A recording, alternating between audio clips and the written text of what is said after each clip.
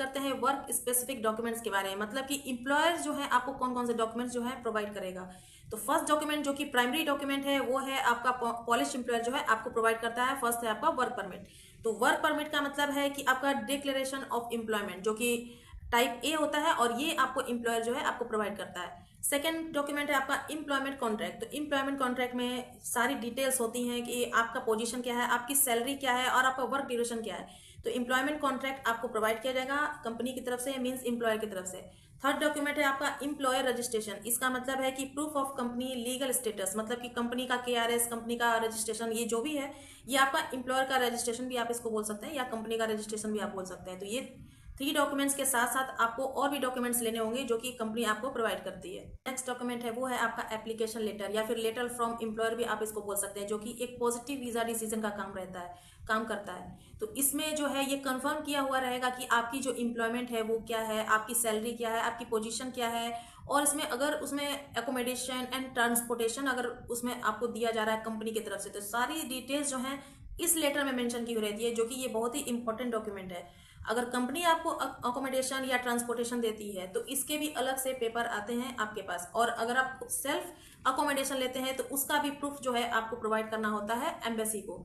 तो सारे डिटेल्स आपको प्रोवाइड करने होंगे एम्बेसी को, अगर आप अकोमोडेशन खुद बुकिंग करते हैं या फिर कंपनी बुकिंग करती है या कंपनी आपको देती है, तो कंपनी की तरफ से आपको एक सेपरेट डॉक्यूमेंट आएगा, अकोमोडेशन लेटर जिसको बोलते हैं। तो इस सेपरेट डॉक्यूमेंट जो है एम्प्लॉयर आपको प्रोवाइड करेगा। सारे डॉक्यूमेंट्स को प्रिपेयर करने के बाद आपका वर्क वीजा एप्लीकेशन जब आप करेंगे तो ये सारे डॉक्यूमेंट्स ओरिजिनल के साथ साथ फोटोकॉपी के साथ आपको, मतलब टू फाइल फोल्डर में आपको इसको रेडी करना होगा।